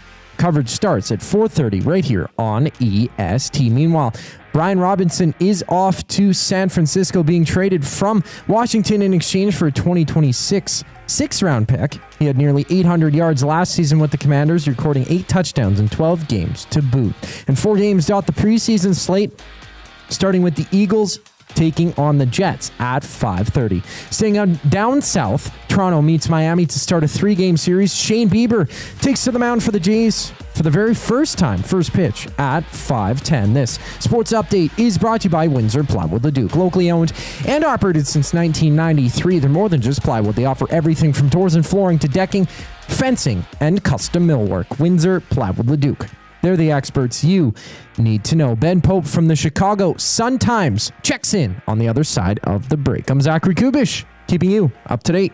The Reed Wilkins Show with Jay Milne. The Oilers are becoming a premium exclusive product. It's a status to be an Edmonton Oilers season ticket holder more and more. And it's going to slowly keep going that way. And this is a population of 1 million people. There's enough people here that can afford that. The Oilers can charge essentially whatever they want. If people are paying that, what would suggest to them that they've hit the ceiling of what they can charge? The Reed Wilkins Show with Jay Milne, weekday afternoon 3 to 6, only on Edmonton Sports Talk. Your clear choice for Edmonton sports. Okay, 2 kids, 2 backpacks, lunch bags. Wait, where are the school books? Back to school doesn't have to mean the everyday rush and stress of looking for your kids' items. Have more zen in your mornings. Find space for your family's needs with Sentinel Storage. Go back to school with 4 weeks free. Reserve your space today and find the peace of mind your morning needs. Visit sentinelstorage.ca. Buy Canadian, store Canadian. World-renowned top psychic medium and the star of Meet the Frasers, Matt Fraser comes to River Cree Resort and Casino on September 12th and 13th for a couple of special live shows. Join Matt for 2 nights of healing, hope, and laughter. Matt has become a trusted figure for people seeking closure, guidance, and connection with their loved ones. Don't miss Matt Fraser live at River Cree Resort and Casino September 12th and 13th. Both shows are 18+. Get your tickets now at rivercreeresort.com. Everyone knows when you need a truck now, you call Dawn. That's right. You call us, Frontier Cartage, when you need driver coverage or have a truck that's down. You call Dawn from Frontier Cartage. When you've got way more freight to move than you thought. You call Dawn from Frontier Cartage. When you need a truck that's available and ready to start anytime you need. You call Dawn at Frontier Cartage, 587-222-5826. 587-222-5826.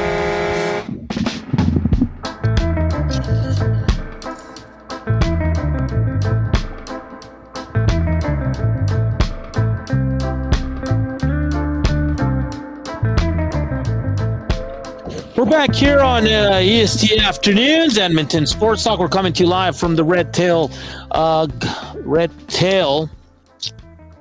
Landing Golf Course here out by the airport, by the ponies, by the track here, as we're here for the Capital Care Golf Tournament. It's been a beautiful day here. The sun is shining, about 24 degrees, a mix of sun and clouds, but it's been absolutely perfect here on this patio. Just quickly look at who dis. Let's see if we have, we got a lot of correct answers. Good stuff, everybody. We'll get to that shortly, but first we're going to head to Chicago to talk some Blackhawks with a friend of the show, Ben Pope from the Chicago Sun-Times. Ben, how are you doing today? Oh, pretty good. Thankful to have something to talk about in the middle of the dead season for hockey. Yes, for sure. We're very thankful for the Blackhawks giving us some NHL news. But a very interesting day yesterday. Of course, 21-year-old Frank Nazar signs a 7-year contract extension, 6.59 AAV. He's only played 56 games. But, Ben, I guess we'll start for the Blackhawks management. Obviously, a risk worth taking with this deal. Yeah, for sure. I mean, it's certainly a lot of money to invest in a player who's only played 56 NHL games, and he had 23 points last year, so not like an overwhelming number. But I think for people who watch this team, it was pretty evident that he's going to be a big part of their plans moving forward and a pretty central piece. I mean, his play greatly exceeded his production. I would say finishing was probably the biggest challenge for him, and then we saw him kind of clicking with that towards the end of the year. Where he was basically a point-per-game player in April, and then continued that and was the USA's leading scorer at the World Championships in May. So he finished strong, and you can see his work ethic, his confidence, his skill, his speed. So it's pretty much at this point, like if he doesn't end up turning into a $6.6 million player for the Blackhawks, then they're going to have bigger problems than that $6.6 million cap hit. Like, their rebuild is going to have a much tougher time succeeding if he doesn't succeed. Yeah. So, and they have plenty of the cap space to work with. That's not a concern at all at this point. So, definitely a risk worth taking, and someone that it was important for them to invest in.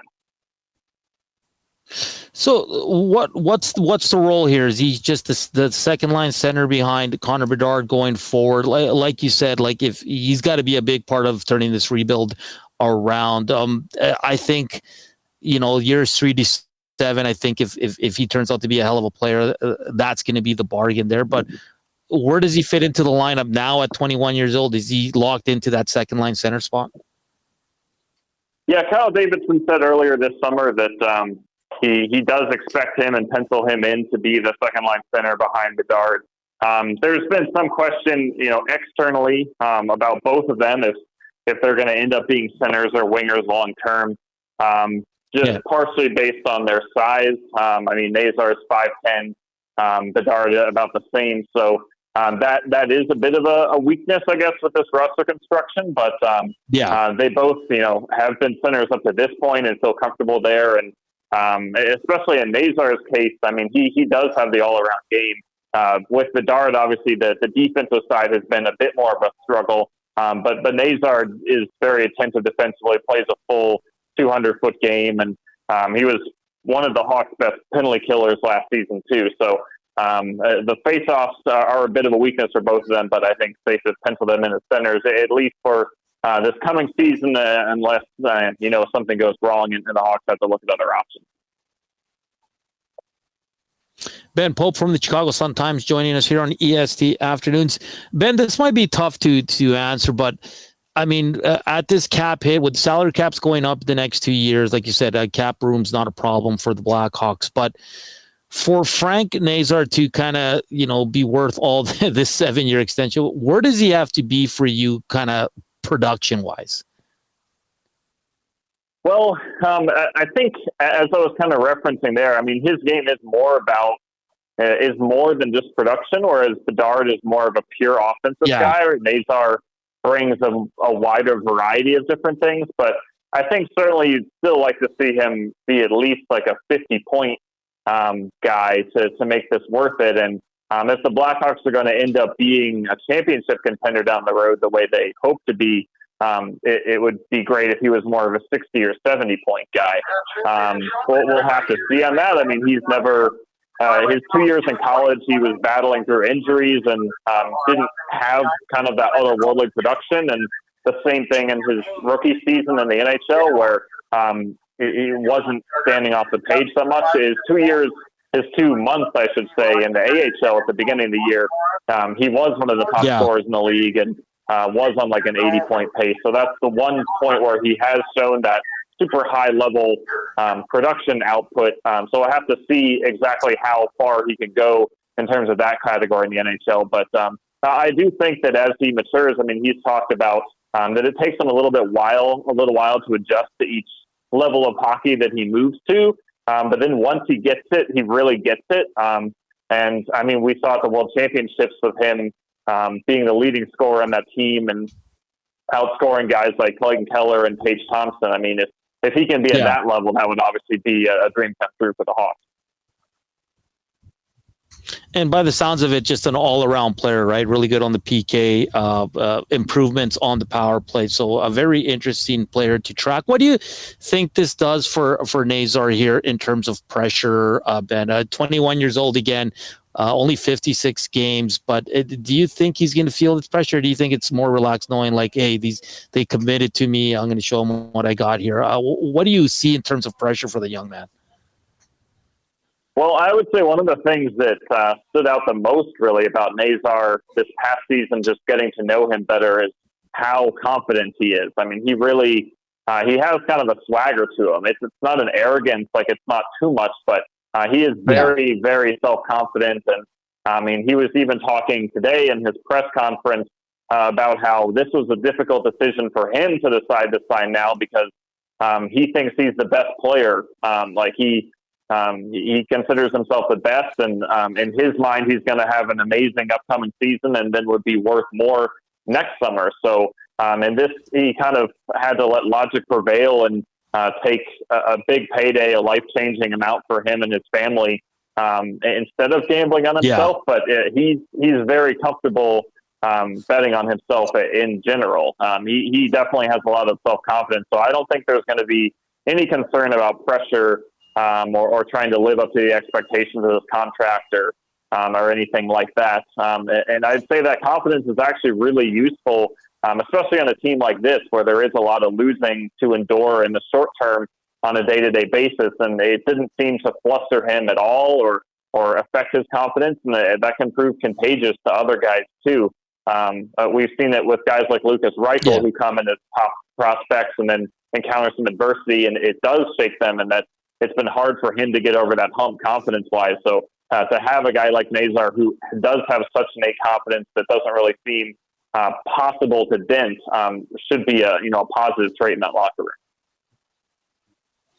room. Ben, what do you make of Chicago's offseason thus far? I mean, there's always PTOs coming up and late the signings heading into camp, but they've added Burakovsky, Lafferty, a little bit slower, but they got tons of cap room. What have you made of their offseason so far? Well, it was definitely a very quiet offseason. I mean, last winter we were looking ahead thinking, they could be really active. They could be pretty aggressive this summer, but I think just the way it played out with it ended up being such a weak free agent class, and the cap going up so much, meaning that a lot of other teams had cap space too. They decided that to just kind of play it safe and commit to their own young players. And so, yeah, it's going to be very similar roster to what they ended last season with in terms of extremely young, especially on defense. I mean, they're going to have 9 defensemen competing in camp for roster spots, and 8 of them are 24 years old or younger. So it's going to be an extremely young team. And pretty much their offseason indicated that they're just turning it over to the kids and letting them take the reins here. I mean, Burakovsky is an interesting addition. He had a couple rough years in Seattle, but before that had been, a pretty efficient top 6 scorer in Colorado and Washington. And he is healthy now, which wasn't completely the case in Seattle. So kind of a gamble that maybe he'll be able to rediscover his old form. But other than that, not really much to take note of in terms of their offseason. It's just all about the prospects coming in. Yeah, one last one for you. Interesting between the pipes for Chicago, Ben. You got Spencer Knight, Laurent Brossoit, and Arvid Soderblom. How do you see them figuring out who are going to be the 2 top guys here for the Chicago Blackhawks heading into Game 1 of the season? Well, really, the question is Brossoit's health. I mean, he missed all of last season with 2 meniscus surgeries. We haven't really gotten a very conclusive update on where he stands now. So I think until proven otherwise, you kind of have to assume he's not available. We will see once camp opens in a few weeks if we get a little bit more clarity on his situation. But certainly for now, you pencil in Spencer Knight as a starter no matter what. And talking to him recently, it sounds like a big emphasis for him this summer in terms of his training has been preparing for that starter's workload. Since in Florida, he obviously was behind Bobrovsky and playing a lot less frequently.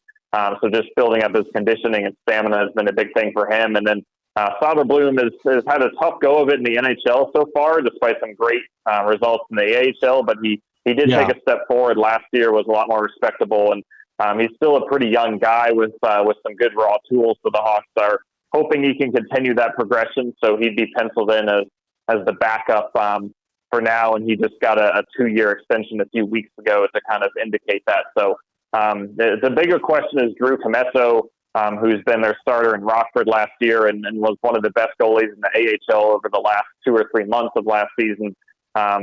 When he kind of starts pushing for more NHL time, he got his first start of his career last year, but that's it. So I know he's eager to start to move up and make some noise. So that's probably, in addition to Brossoit's health, Comesso's timeline is the other big question in terms of maybe adding a little bit more competition or disruption into the Knight-Soderblom tandem. Yeah, Spencer Knight, I'm really intrigued to see how he does there in Chicago. Big fan of his. And Ben, just one last one here. Our morning show is doing a whipping boy bracket for the Edmonton Oilers. Going toe-to-toe, just the guys that have become whipping boys here in Edmonton throughout the years. If I had to ask you 1 or 2 in Chicago that have been probably top 2 whipping boys, who would you say it was or is? I mean, well, it depends on kind of the time period. Certainly in sort of the later stages of the dynasty era, it was Brent Seabrook. But with his contract and his play declining, I mean, he was the guy who was beloved for a long time, and then fans kind of turned on him in the later years. The past few years, they were tougher because the whole team has been such a struggle that it's been hard to isolate one guy. Certainly TJ Brody this past season got a lot of criticism, but I would say it was pretty deserved. I mean, he was not really an NHL caliber player.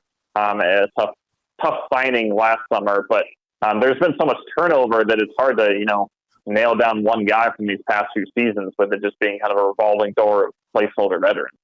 Yeah. Great stuff, Ben. Exciting day for Frank Nazar. I know he met with the media today down there in Chicago via Zoom, but very looking forward to seeing what they can do this season. And I'm sure we'll have you on once the Oilers and Blackhawks meet in the regular season. All the best, Ben. Yep, sounds good. Thanks for having me. That's Ben Pope from the Chicago Sun-Times joining us here after Frankie Nazar signs a 7-year extension after 56 games, 21 years old. It's just crazy. Absolutely crazy. Bedard's probably going to wait. Those are the rumors till next year, and he's going to get paid. He's obviously going to make a lot more. It's going to be interesting, but looking at that team, guys, like Ben said, they got 9 defensemen vying for 6 spots. But, I mean, outside of Connor Murphy and Alex Vlasic, who was named to the U.S. orientation camp, it's all young guys, rookies, a lot of unknown names. So, and up front, I mean, Burakovsky, Bertuzzi, Teravainen, Foligno, Dickinson, McCabe, Donato, Lafferty, Reichel, Tony Nato. I mean, not the most sexiest group. I do like them between the pipes. If Brossoit can come back and be healthy, Soderblom, he's on a bad team. So, I mean, intrigued to see how he does on a good team. But Spencer Knight, for me, is legit. So it's going to be an interesting team to track. And Nazar's contract. I mean, I still believe if he's a really good player in 3 to 7, that they'll be ecstatic. I think the first 2 years they'll take the peaks and valleys of the young player, and we'll go from there. But it's going to be very, very interesting. And yes, I've made a mistake again on my clues. Koob, I don't think I know how to count anymore. I said. What did I say? I said 10 seasons. It was 9. Well, this is like the third. Well, he played counting, 10 pro seasons. I made right? this week, so I'm losing it. I'm losing it. You could have spun it off. He did play 10 pro years. Exactly, yes, you're right. Yeah. So you counted right, but you counted an extra NHL season. He was overseas for the last one, right? I did say 10 NHL seasons, so I kind of screwed myself. But old Gil pointed it out, so I apologize. Hernan's losing. I'm getting older, man. I'm losing my mind. Okay, before we get to a break, the top 5. Aiden O'Neill came in hot. This one, Old Gale came in hot. Number 2. Let's see who this one is. I need a name for this one. Let's see if they have it on a previous text. No, I'm just going to text them real quick. Need a name because they were 3rd, but they didn't send their info. So just give me a sec there, Koob. Let's see who else is going to join here. It's just loading.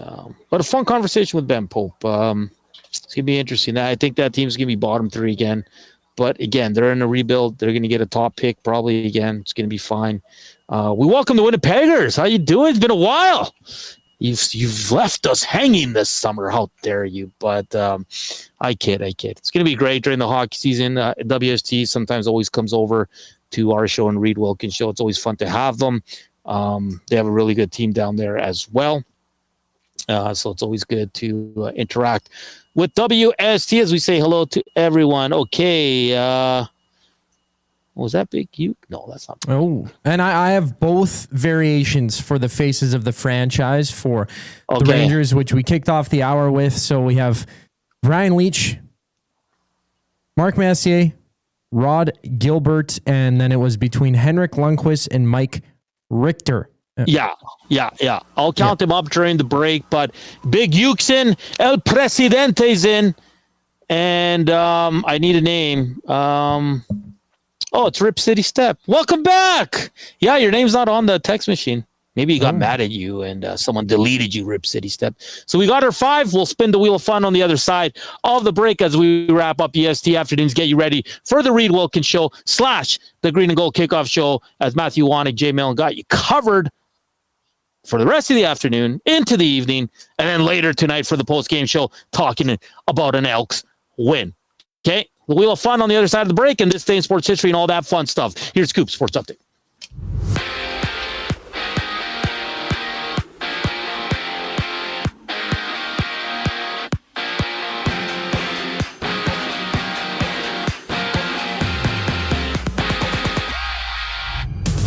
David Pagnotta of the fourth period has reported that Matthew Tkachuk is confirmed to have undergone surgery a few weeks ago, adding that Tkachuk will miss the start of the season for the Panthers. Staying in hockey, Marco Rossi gets a 3-year contract extension worth $15 million total in Minnesota. He had 60 points in 82 games for the Wild last season, and the 3-6 Elks are on the road in Ottawa, challenging the 3-7 Redblacks. Matt Iwanek and Jay Milne preview the action during the Green and Gold kickoff show. That airs live at 4:30, only on EST. Cody Fajardo gets a start for Edmonton, and it's Dustin Crum in for the injured Drew Brown. He gets a start for the Redblacks. In the NFL, ESPN has reported the Commanders are dealing Brian Robinson to the 49ers for a 6th-rounder in 2026. The former 3rd-round pick had nearly 800 yards for 8 touchdowns through 12 games last season. And preseason continues. 4 games tonight. Eagles and Jets kick things off at 5:30. Also on the slate, it's Tennessee hosting Minnesota. The Cowboys playing the Falcons before the Chiefs and Bears match up. And the Jays are back in action. It's Shane Bieber making his first start for Toronto against the Marlins. Just after 5 o'clock, that begins a 3-game series. The final segment of EST Afternoons brings us back after a brief intermission. I'm Zachary Kubusch, keeping you in the loop. Avocado and feta dip, passion fruit cheesecake, and cocktails that taste like summer in a glass. Try the new feature menu at The Banquet. Refreshing, craveable, and made for sunny days. The Banquet. Get real. Play hard. You've heard the name, but what does it mean?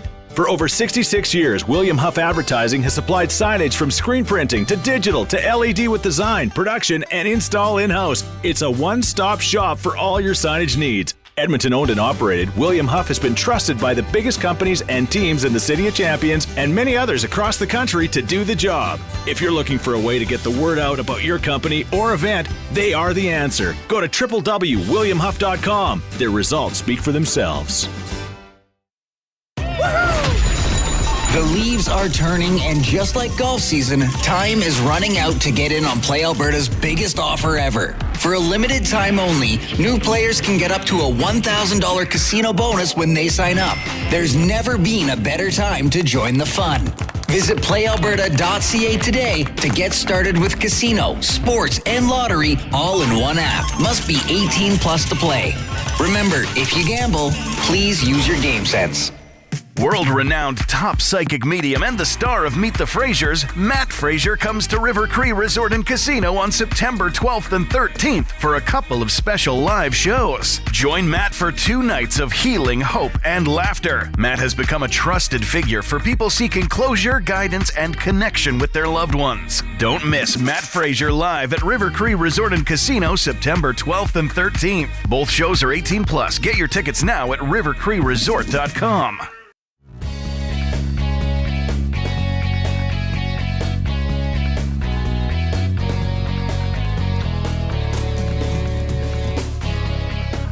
We're back here on EST Afternoon's final segment. Jay Milne and Matthew Iwanek coming up with the Reed Wilkins show. Mixed in there at 4:30 will be the Green and Gold kickoff show as the Elks are in Ottawa to take on the Redblacks. They'll do the last half. Well, it's the Reed Wilkins show / Green and Gold kickoff show. They'll be back later tonight for the post-game show. So keep it locked here on Edmonton Sports Talk. The Who Dis player was Pat Falloon. Remember I brought him up yesterday, Koob? Is it his birthday? I do. Yeah, I think it was. What was it yesterday? The Oilers acquired him yesterday. Yeah. That's why I went with good old Pat Falloon. It's crazy. He was a 2nd overall pick. Amazing in junior, but he never scored more than 60 points. He came to Edmonton. He wasn't too bad, but he wasn't the best. So we got our 5.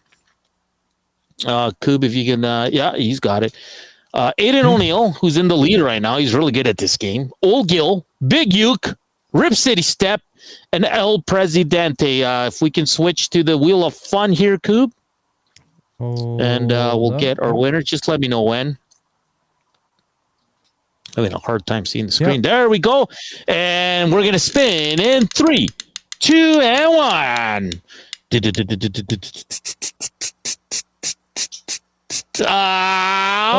Rip City Step steals it from Big Uke. Look at that. That is awesome. So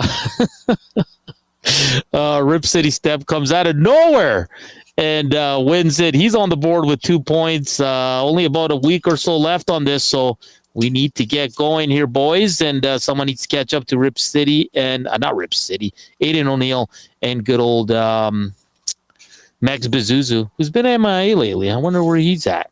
Maybe he's on a little bit of a vacation, eh? Gilbert, and we got to pick. So I think I've seen more for Richter over Lundqvist, so let's go with Richter here for the face of the franchise of the good old New York Rangers. And this one says it's pronounced Gilbert. Gilbert? Oh. Down goes the sign. But man, that was close for Big Uke. Yeah, it's Messier, not Messier. You guys got to beat Aiden, though. Aiden's on it, man. He's pretty quick. Sometimes he gets it even before we show the image. So Rip City step on the board, steals it from the Big Uke, and we'll continue to roll along. How many more of these will we have? Oh, Koob, that looks amazing. The Moose, Leach, Gilbert, and Mike Richter. I like it. Very well done, Koob. Thank you so much for that. You're an absolute beauty. Okay, quickly, let's see if we got anything for this day in sports history. Hey, LA Kings acquired Peter Klima on this day 29 years ago. Good old Peter Klima. How about this, Koob? 1987, Nintendo released The Legend of Zelda. You ever played that game? I think I played the original one a few times. I mean, I played the newer ones on the Wii. The Twilight Princess one's pretty good. I got stuck on the first dungeon, but stopped. But I know all about the games and the lore, and they're making a live-action movie. That's one of the few Nintendo games that I actually, for some reason, have some hold to. Even though I wasn't a Nintendo kid growing up, I love the Legend of Zelda universe.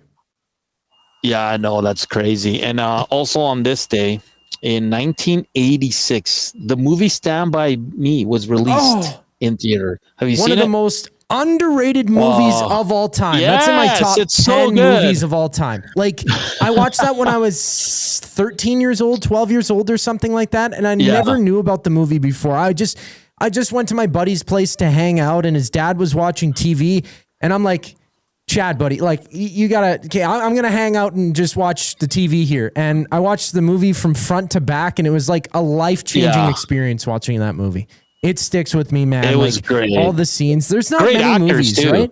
Exactly. Yeah. And like some young like Kiefer, Corey Feldman, who's Will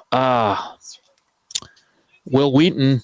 Yeah, I'm very bad at cat. Yeah, River Phoenix. River Phoenix, Corey Friedman, Jerry O'Connell, Kiefer Sutherland, Jerry O'Connell. Richard He was great Dreyfuss. in it. Yes, it was John a fantastic Cusack. movie. Absolutely fantastic. And of course, the song's an absolute classic. It's one of those movies that if it's on the tube, you just watch it. It's that good. And it doesn't matter how old it is. No, for sure. It's like, good. It's no Outsiders, but it's still good from Big Uke. Well, that's true. That's very true. Yeah. Very true. Okay. Yeah. Well, it's one of the few movies that actually stick out to me. Like I can vividly remember certain scenes in them, and I can like a movie, but not remember parts of it. I can remember the general plot and the direction, maybe the ending of it, the actors sometimes, but Stand By Me, like when they go to the junkyard where they see the dog. Oh, yeah. That scene completely, or where they're in the treehouse, man. Like all of it it's amazing. Not as good as The Outsiders, like you say, but oh god, no. There's not many, right? There's not many that are as good as the good old Outsiders. Of course, Edmonton Elks in action today. What's your prediction, Nasties? Are you feeling as good as Hernan is? I think it's going to be an easy win. Not easy, but I think it's not going to be close. I don't think they're going to need the last 3 minutes and all that blah blah blah. Right? I think this one's going to be a comfortable win for the Elks. I just think they're rolling right now. They're finding their groove. Is it perfect? Of course not. Are they where they want to be? No, but I think they're working closer to that, and they're getting better and better each game. And man, I'm a big Cody Fajardo guy now. I never thought I'd say that, but I really like what he's brought to this team. The moxie, I think he's going to be fantastic tonight. And nothing against Dustin Crum, but he's a backup. I just don't think he can consistently lead this team down the field and score points. So I do have the Elks winning this one. As for the games tomorrow, I took the Lions over the Argos. I know the Lions had to travel all the way across the country and all that. I think Rourke's finding his groove. That defense is still not very good for the Lions, but no DeMonte Coxey for the Argos. I think that's an enormous loss. The defense can't get a lot of stops. And then the other game, Riders Calgary. For Reed's picks, I took Calgary. I just think, and it's no disrespect to the Riders. I think they're fantastic. They're the best team in the league, and for a reason. They great defense. Trevor Harris leading that offense, and they've had a ton of injuries too to key players like Samuel Emelis. Special teams has been that's probably the only knock is their kicker, who's been the worst kicker in the league so far. But I just think at home Calgary is gonna pull this one out. When teams are 8-1, there's always a letdown maybe in one of these next 2-3 games. I think it's just going to be tomorrow. So I took the Stamps, the Lions, and the Elks. And I also took, of course, the Bombers. I don't think many people took the L's yesterday with James Morgan at quarterback, even though he looked good at times, but still struggled with the consistency is it's what you see with a lot of rookies in this league. So what say you? Are you Team Hernan thinking the Elks are gonna win tonight? And it'd be great going into Calgary. You get a lot of time off, right? You'll fly back tonight, and then you don't play until the following Monday. So and to be on a 3-game win streak, I think is absolutely huge for this team. Labor Days are always tough. We know that. We know the history. But, I mean, if you can steal the next 4 out of the 5 games, you put yourself right back in it. I think a loss tonight is crushing for the Elks. I think it pretty much you can kiss the playoffs goodbye because I do think the Lions will win. So you got to keep pace here.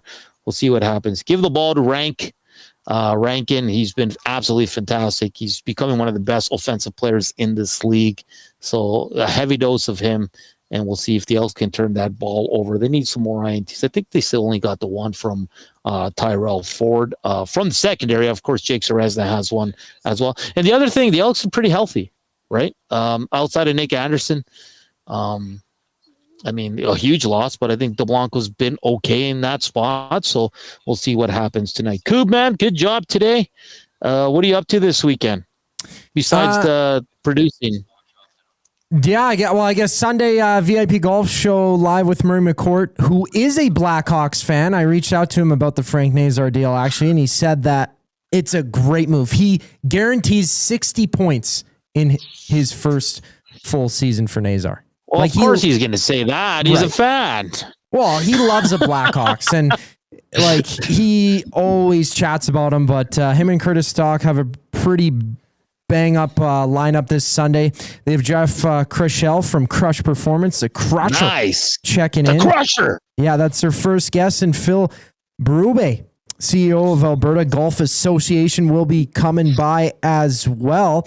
And also on the show, Brady McKinley, a tour player, checking in as well. Nice. So getting some insight from the pros, some CEOs, and Crusher's always so good. He was on the Reed Wilkins show with Matt and Jay yesterday. Yeah, that's about it for my weekend. Yeah. So nice. A little bit of a birthday party. Shout out to my buddy Donovan, who's celebrating his birthday today. We'll be meeting up with him after work. So that's about it for me, man. And watching the Elks game.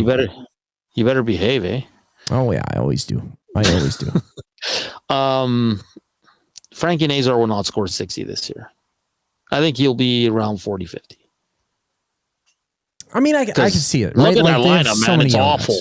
Yeah, but then if it's awful, and Ben said he's not he's kind of the deal is more because of his all around game, more than his production. But again, if you're going to be in the top 6, you're going to be playing second line center for that amount of money. At the time you signed it in your career, you better produce somewhat. So I still think 40, 50 points is a good season. Don't get me wrong, right. But I think 60 is a little too much. Because I don't think that team's going to score a lot. They don't have a lot of elite scorers, finishers. There's not a lot of top-end talent outside of Connor Bedard. So I do think they are going to struggle. And look at their back end. Oof. I mean, Spencer Knight's going to be a busy boy. He's going to be stopping a lot of pucks. Or yes, he will. Well, you don't know that, right? He could be good. It's been a fun show. Shout out to Ben Pope from the Chicago Sun-Times. Talked about Frankie Nazar's deal. We had Zach to the future. We did Who Dis, who was Pat Falloon. Again, I made a mistake with the clues. Thanks for everybody for pointing that out, but I will be better because of it. We also did Face of the Franchise. We did the New York Rangers. Mark Messier, Brian Leach, Mike Richter, and Roddy Gilbert. And it was a fun show. I won't be back Monday. It will be Matthew Wanek and Joaquin Gage up until Wednesday, and then I'll return on Thursday. Stick around. Reed Wilkins Show, Green and Gold Kickoff Show, Matthew Wanek, Jay Millen coming up here on Edmonton Sports Talk. Thank you for listening. Thank you for watching. Thank you for the thumbs up. Thank you for sticking it out with Koob and myself. Enjoy your weekend. Be safe out there. We love you. Chowders.